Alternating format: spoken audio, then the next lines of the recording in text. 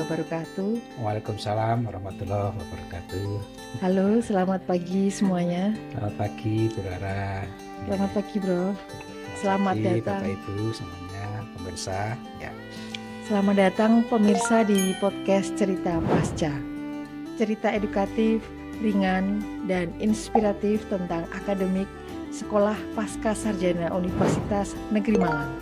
Bersama saya, Dr. Adeni Sukma Indra Dewi MPD, akan bertindak sebagai host.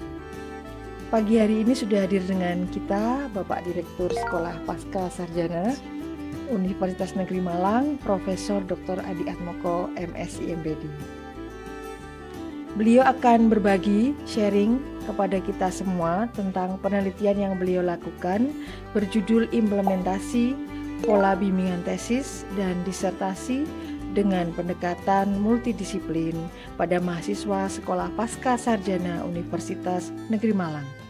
Selamat bergabung, Prof. Bagaimana kabarnya pagi ini? Alhamdulillah sehat, baik. Alhamdulillah sehat ya, Prof. Ya, alhamdulillah. Baik, Prof. Untuk memanfaatkan waktu, langsung saja kita sharing mengenai penelitian yang pernah dilakukan oleh Prof. Adi. Sebetulnya apa yang menjadi urgensi penelitian ini, Prof? Baik, Bu Rara, kita tahu ya bahwa pasca sarjana ini kan pendekatannya kan multidisiplin ya. Dan kita tahu sesuai tuntutan KKNI adalah level 8 dan level 9 untuk S3 ya. Level 8 itu mengembangkan, ya, menyelesaikan masalah dari berbagai pendekatan bidang studi ilmu ya. Dan level 3 itu menciptakan ya novelty.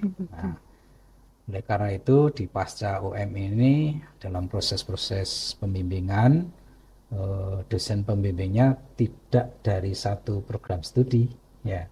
Baik. Ya.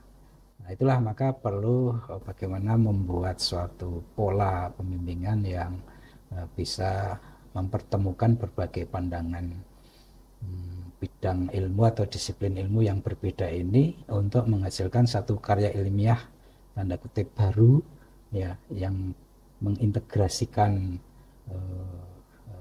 beberapa bidang ilmu ini menjadi satu karya tesis atau disertasi dan publikasinya yang bermanfaat supaya tidak terjadi konflik atau deadlock, katakanlah begitu.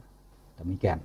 Sangat menarik sekali ya, Prof. Berarti dosen pembimbing di Sekolah Pasca Sarjana ini tidak berasal dari satu prodi tertentu saja. Betul. Berarti ada kendala dan tantangan yang dihadapi para mahasiswa. Iya, sangat mungkin terjadi seperti itu. Sangat mungkin terjadi. Iya. Baik. Nah, dalam penelitian desentralisasi ini siapa saja, Prof, pihak yang terlibat dalam penelitiannya? Kami mewawancari para dosen pembimbing yang pernah membimbing di pasca, dan itu bukan dari satu disiplin ilmu ya. Betul. Kami ada yang kami wawancari ada dosen dari disiplin teknik, dari bahasa, dari ekonomi ya, dan yang lain. Nah, demikian juga kami mewawancari mahasiswa yang sedang melaksanakan bimbingan itu, bagaimana pengalaman mereka dibimbing oleh dosen dari berbagai lintas prodi tadi ya, Prof. Apakah terjadi istilah saya ego disiplin ilmu atau terjadi saling memahami dan menemukan titik temu transformasi ya. Kan itu akhirnya kan tesis disertasi kan mesti mendarat pada topik tertentu atau rumusan masalah gitu ya kalau kita ya, atau fokus penelitiannya ya kalau kualitatif. Nah, bagaimana fokus penelitian atau rumusan masalah ini didekati dari berbagai disiplin ilmu yang menjadi pembimbing sehingga smooth ya, lancar, dan akhirnya sukses, mahasiswa tidak dirugikan. Betul Prof. Ya. Jadi ini memang mengkolaborasikan berbagai pendekatan dari multidisiplin tadi ya, Prof. Dengan adanya dosen pembimbing dari berbagai prodi, maka diharapkan bisa memberikan masukan kepada mahasiswa ketika bimbingan tesis dan disertasi seperti itu, Prof. Nah, kelebihan dari temuan penelitian ini apa, Prof, setelah penelitiannya selesai dilaksanakan? ini masih draft prototype ya, karena begitu. Nah, yang sudah kami peroleh adalah memang adanya kesadaran dari para pembimbing untuk juga menerima pandangan, pendapat dari bidang ilmu yang berbeda tentang satu topik yang diteliti oleh mahasiswa. Ya.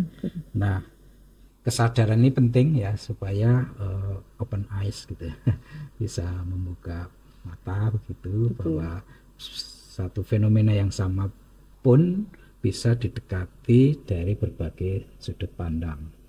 Nah, itu harapannya memang sebagaimana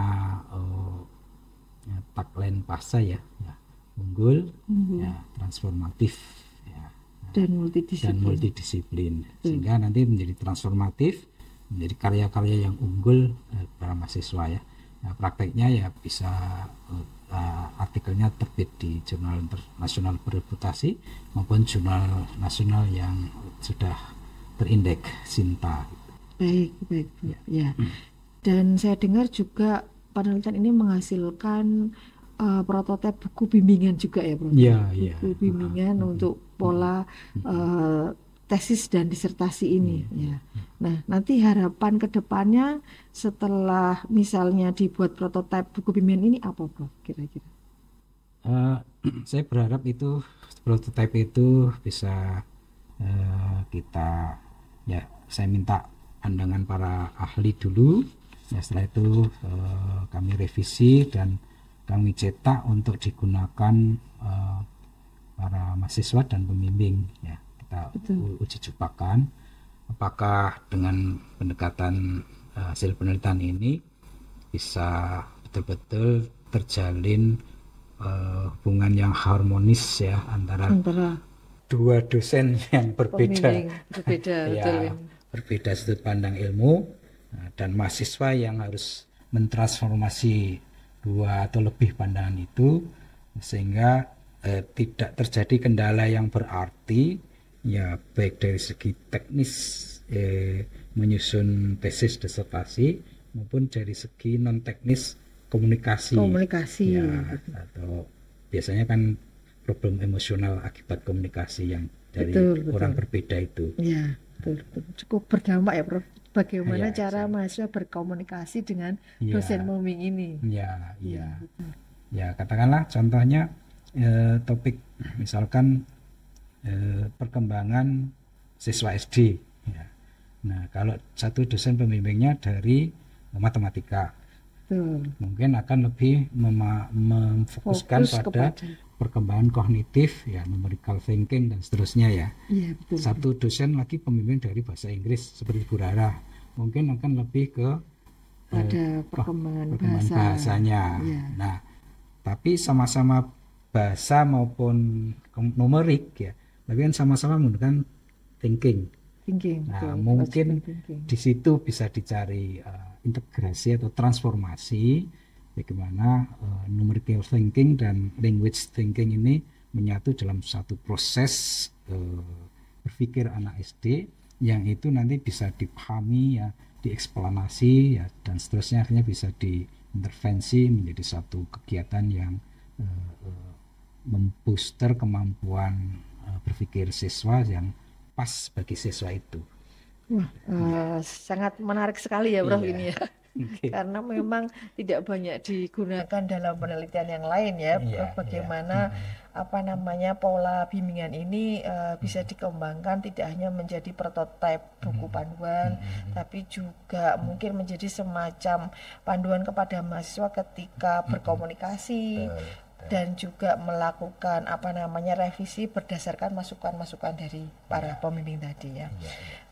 Project ini cukup menarik, Prof, dan semoga nanti ke depannya berdampak secara positif dan signifikan terhadap seluruh mahasiswa yang ada di Sekolah Pasca Sarjana. Baik, terima kasih Prof Adi atas kesediaan waktunya berbincang dalam podcast Cerita Pasca. Semoga penelitiannya berjalan dengan lancar dan sukses selalu. Terima kasih para pemirsa, semoga apa yang kita diskusikan hari ini bisa memberikan pencerahan. Sampai jumpa lagi di podcast Cerita Pasca selanjutnya. Jangan lupa komen, like, share, dan subscribe. Saya Radina Sukma Indra Dewi, undur diri dari podcast. Terima kasih dan sampai jumpa. Terima kasih.